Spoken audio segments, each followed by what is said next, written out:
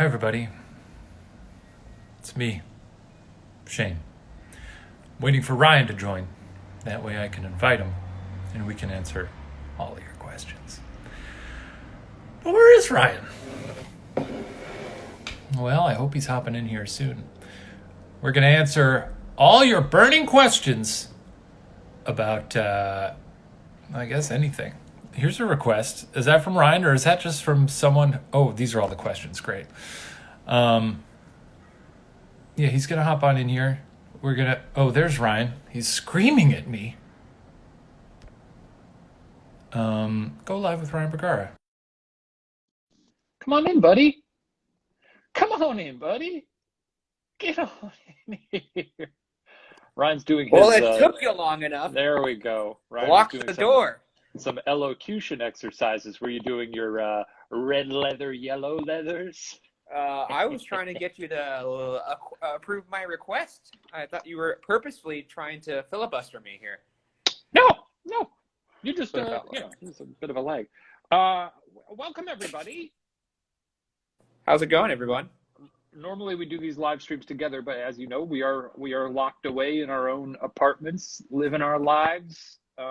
But that doesn't change the fact that there's an exciting, thrilling new season finale of BuzzFeed Unsolved True Crime Season 6 coming up this Friday. The 100th episode this Friday, Yeah. 3 p.m. Pacific time, coming your way. And as most of you may already know, if you followed the scavenger hunt clues, it is going to be covering the Somerton Man, which is the first episode we ever covered on this show, both supernatural or true crime, all the way back to the start, a nice little bookend for the century. And I wasn't even there for that one. That was You were not there for that one. I was not a fan of the show. In fact, I think I remember saying, "Don't do this, man."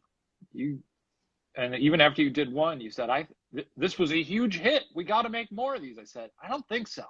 I don't think this thing's gonna fly, man. You better just move on." That was like Shane's tactic was to inspire me in that way.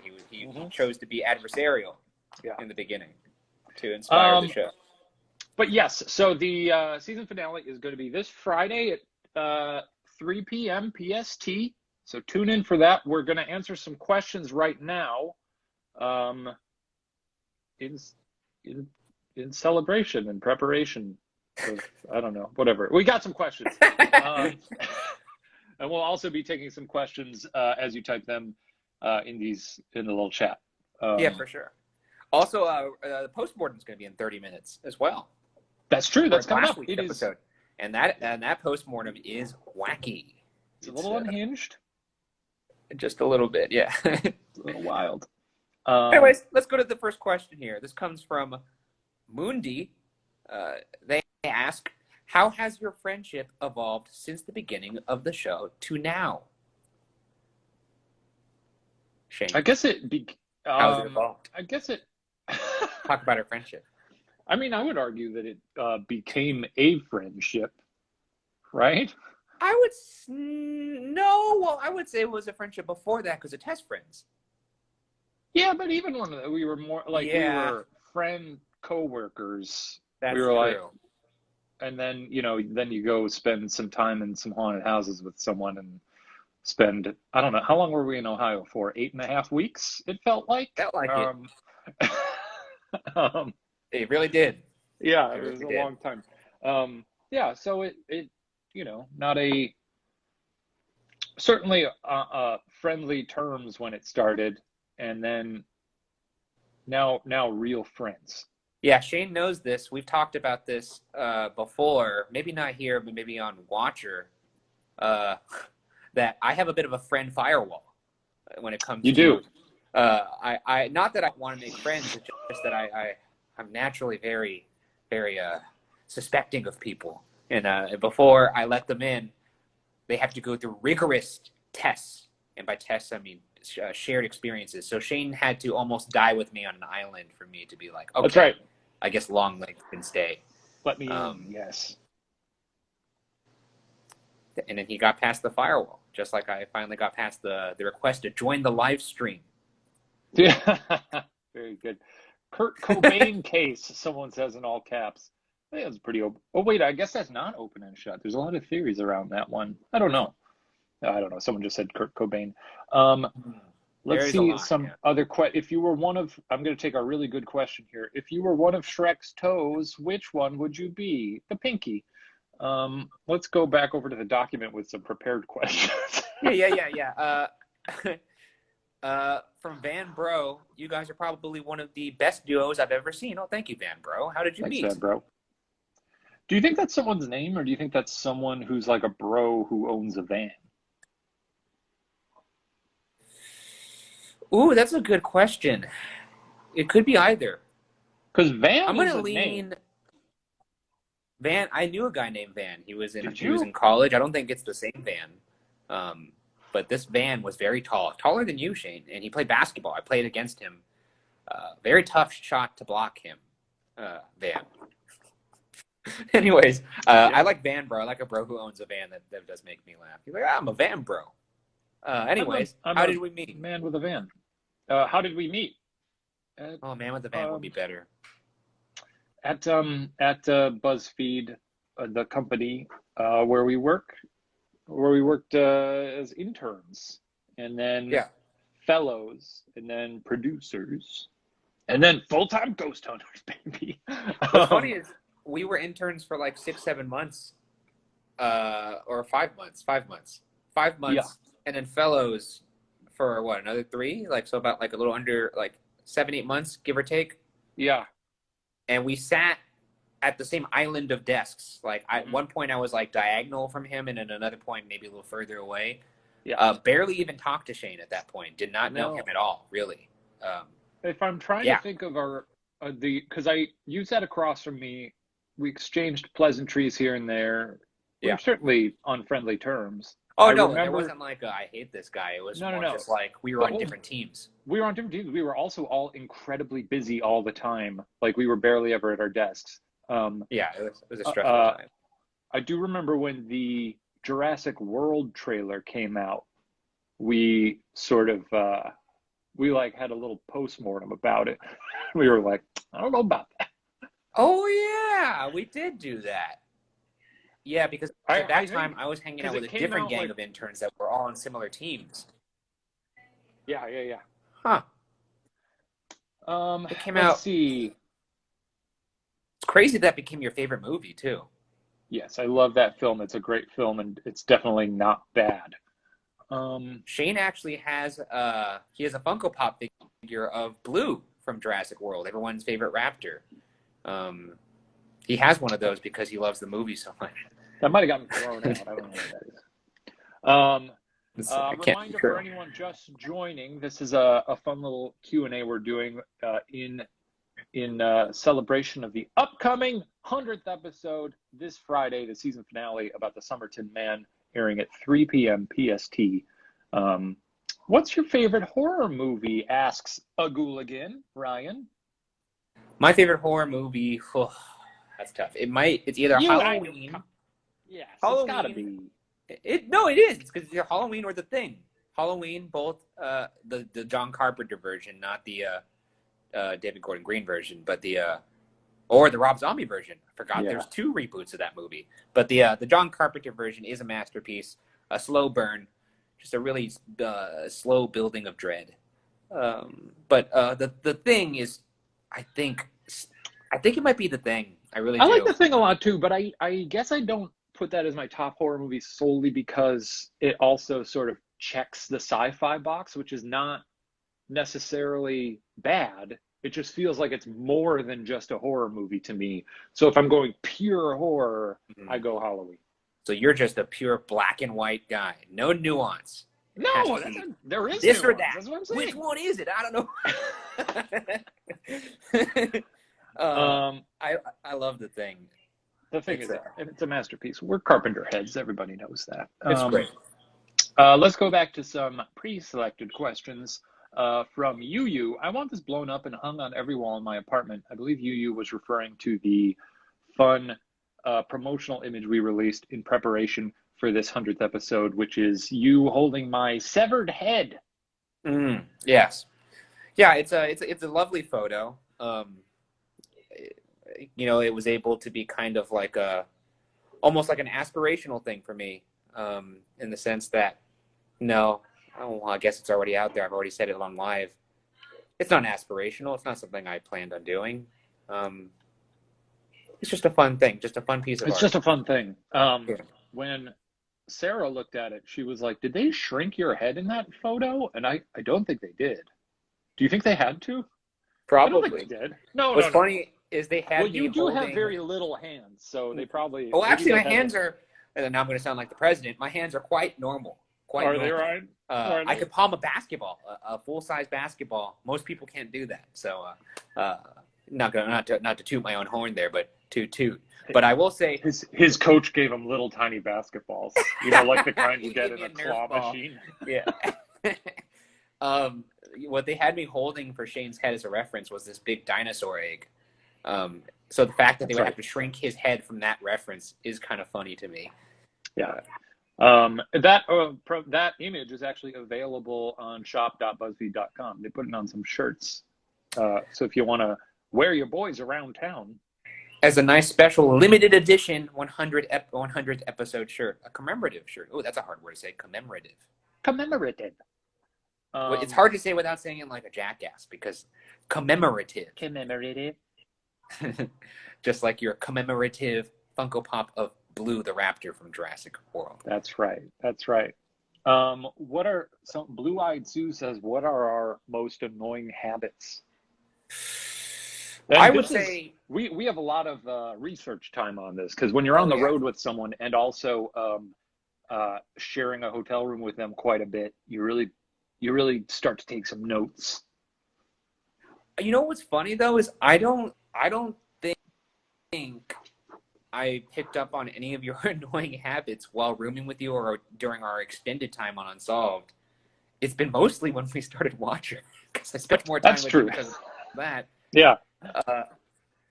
I would say, how do we play this game? Do we guess each other's annoying habits, or do we say it and then do we agree or disagree?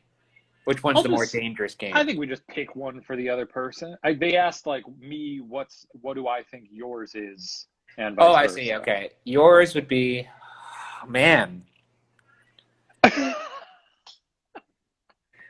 You're about to cause a rift in the friendship here.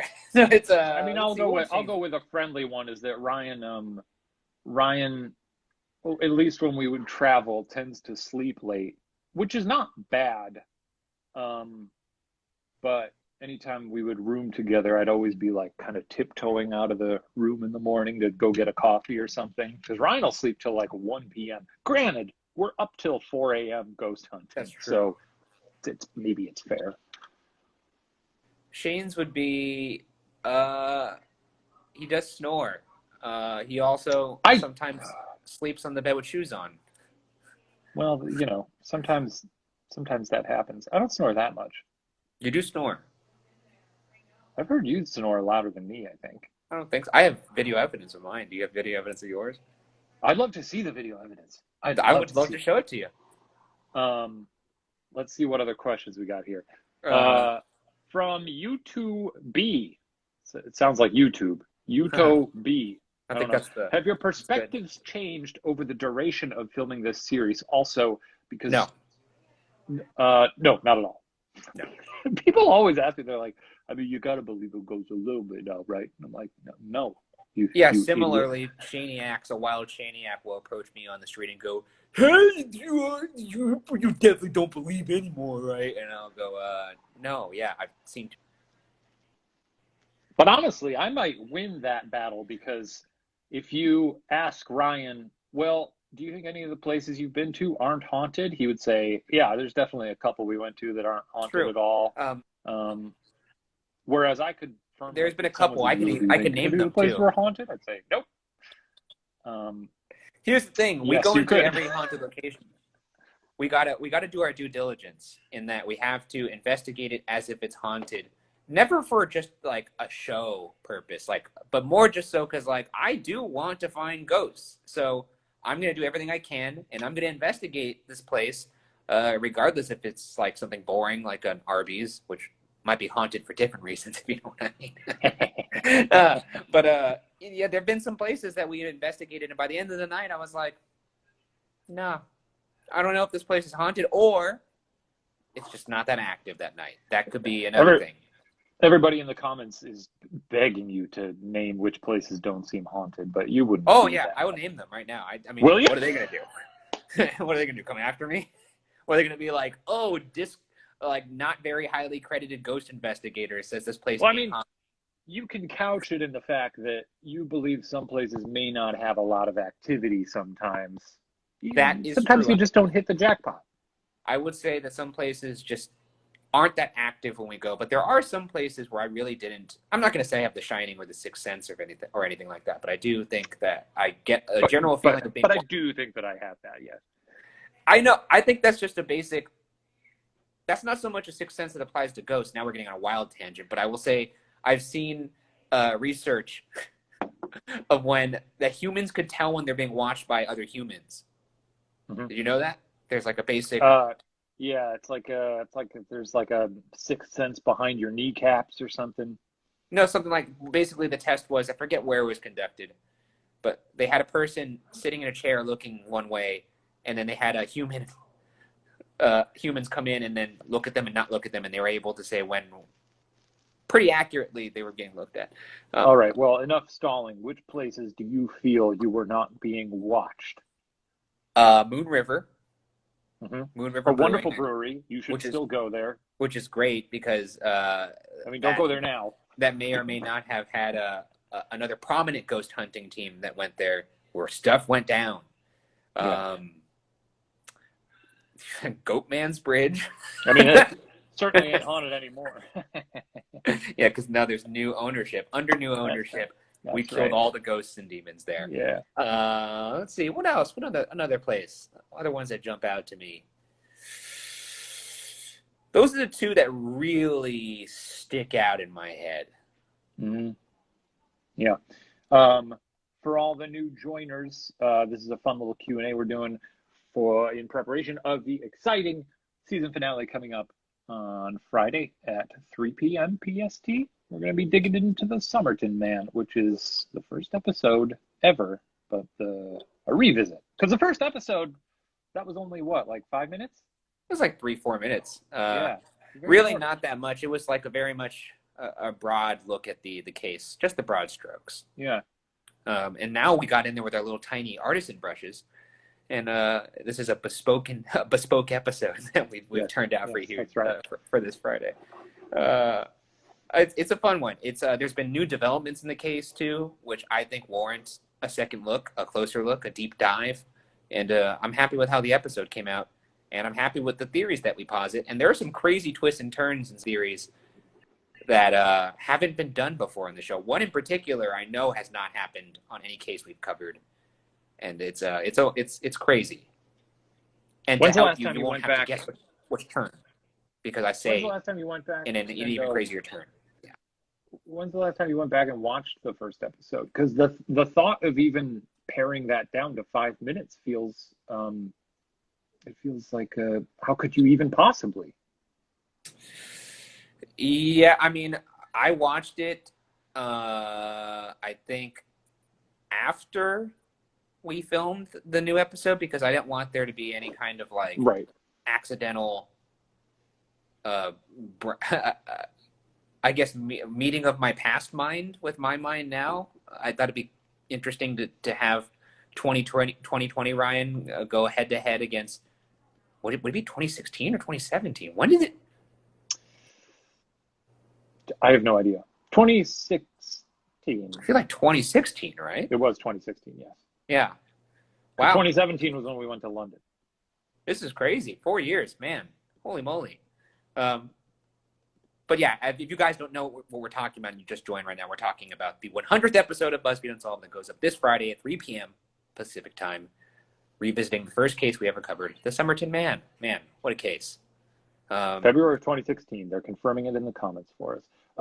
Someone says we should go to the Biltmore Hotel. That's very haunted. Oh, yeah, the Biltmore Hotel. We went there briefly for the Black Dahlia case. Brent and I walked around it. Yeah. Back in the day before we actually investigated places or even were able to go to the locations, we would just go in with a cell phone and a little like gimbal thing, like a thing to make smooth recording, and we would just walk around and shoot what we referred to as unsolved B-roll, which is walking around a gift shop with people in it, looking pensively at like knickknacks and cracks on the floor. This is coming up a lot. We also had a question about this. When is the next ghost hunting episode?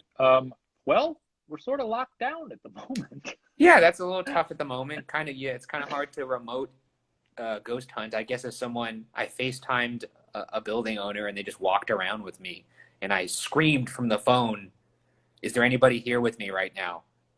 And then the ghost would be like, Wi-Fi's down. Yeah. There are plans for Supernatural to return. It's just sort of like the rest of the world, on hold very briefly. So more updates as that develops. Let's see, any other questions here? A lot of places suggesting, a lot of people suggesting places to investigate. Aubrey Martinez, what was your favorite case to cover thus far out of all of the episodes? True crime, DB Cooper. Supernatural. Man, I really love the Winchester house just because of the whimsy that's present there. And I'm also kind of like an architecture nerd, so I just love that place. Yeah. I'm trying to think. What was the most fun? You know what I really liked that it's easy for me to forget because it was freezing when we shot there, but Ohio State Penitentiary. Yeah. Is that what it was called? Ohio State Reformatory Penitentiary? I don't know. But yes, that one for the Shawshank prison. That place sort of had Waverly vibes in terms of a place that is so gargantuan and creepy that it's almost cartoonish. That's the only other place we've been where I'm like, oh, this place is like hilariously nightmarish. This place is jacked up, man. It's jacked up, dude. I'm trying to think of though, like what maybe not trip. That's not fair because New Orleans would win.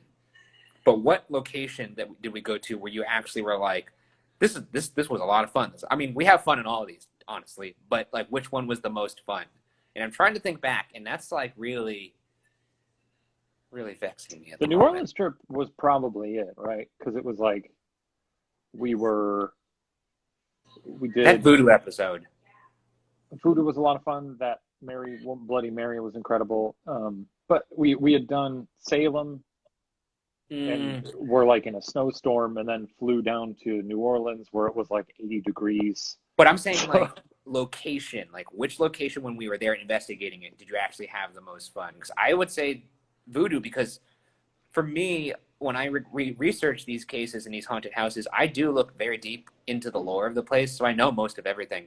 But Voodoo was the one case where there was another host. There was Bloody Mary, who was actively teaching us while we were there. So I didn't know what to expect in some of those scenes. So that alone made that so much more of like an experiential thing for me, as opposed to me being like a performative thing. Yeah. In terms of me telling research that I've done to Shane. Yeah, I'm trying to think which location we've had like the most fun at. Like during a hunt specifically. Ooh, Hannah Williams was also really fun too, even though that was just at home. I was also out of my mind on cold medicine during that, so I don't remember a lot of that. Hopped up on also, I don't know. It was fun because it was fun to have that ovilus there, but I also was like, I'm so tired of. It was exhausting for me because you and AJ just got in your little feedback loop. And I was like, oh. I mean, he was saying some crazy stuff, man. Some stuff that would be hard to tell. So were you. I don't know. Bel Air House was also fun. That was, because we found beer in the fridge. Yeah, Shane and I were drinking beer and eating pizza in a haunted, demonic house. And also, behind the scenes of that shoot, we got to watch two of our crew members get into a funny little fight. Not like a serious one, but one that we still joke about to this day.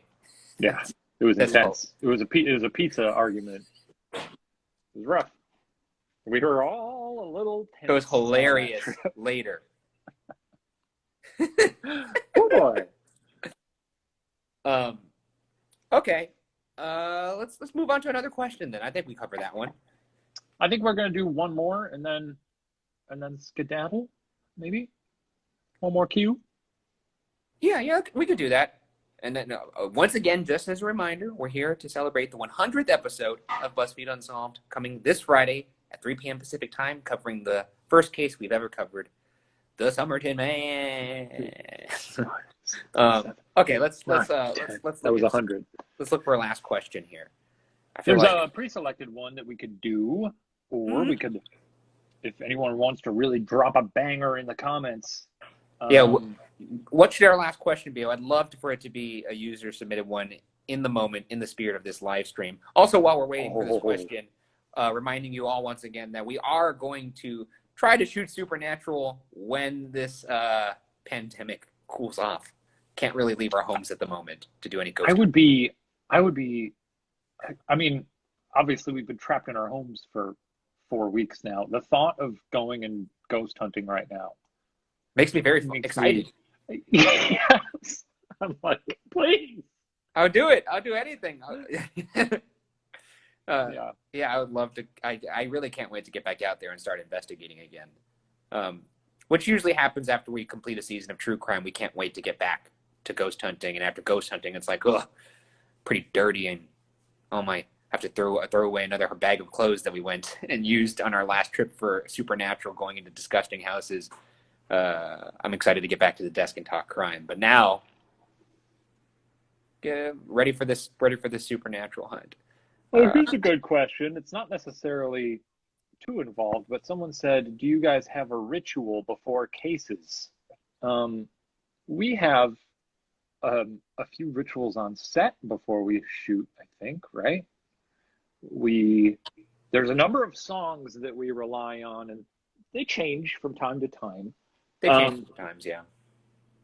One of our go-tos is, Ryan is a big fan of the yodelers from what is it? The Matterhorn in Disneyland. Did I cut out or did you? Something terrible has happened. Oh wait. Okay, there we go. So I cut out for a second. That scared me. Yeah, the Matterhorn yodelers from the Disneyland Classics album, where it's like it's soundtracks of all the rides at Disneyland, and we listened to that for some reason. I don't know why it started. It started at the Dauphine Hotel randomly. I used to play that song to annoy my roommates, and it just somehow trickled into Unsolved. And then there was also a while where we would rely on Austin Weber's cover of Mamma Mia, which is a great way to get the energy up. There's that. And then at some point it shifted to Evanescence. Yeah. Bring Me to Life. Yes. Wake me up inside. Uh-oh, you're getting some shade from Corn Diddy on here. Oh, yeah? What is he saying? He says, why did Ryan drop out of my fantasy football league? Is it because he was scared of losing to me? Look, here's the thing. Now, I wish we could be talking about fantasy football because it's gone. But I will say that I've never been scared of Zach. In fact, the year that I lost to him, he knows in his heart that my team was better. And he has admitted that to me. It was just objectively a better squad. But I will say the reason I dropped out was because I was already in another league and I wanted to focus all of my efforts on that league. Because the year before that, I had won that league and lost in Zach's league. And I just felt like, let's repeat here. Of course. Yeah. That makes sense. Yeah. Well, that does it for our fun little Q&A. Reminder, the season finale of BuzzFeed Unsolved airs this Friday at 3 p.m. PST. We're covering the Somerton Man. It's going to be a real barn burner, folks. I don't say that lightly. Ryan knows I don't say that lightly. You say it almost all the time, but yeah, you do mean it every time. Often, yes. Yeah. You mean it every time. And we got a postmortem going up right now. What timing? Good stuff. Oh yeah, it's going up in 1 minute. Buckle your seatbelts. There was something in the air that day in our houses because the windows were closed. I don't know, man. Also, as Zach said, Speed Racer is a good film. Thanks for tuning in, everyone. We'll see you again soon, and we'll see you Friday for that fun little finale. Bye bye. See you guys later. Thanks for joining. Now let's